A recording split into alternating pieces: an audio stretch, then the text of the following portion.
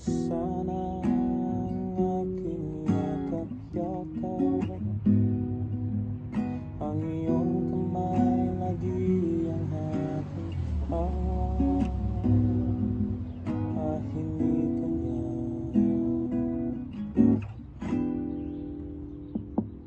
Bakit ngayon ka lang dumating sa buhay ko?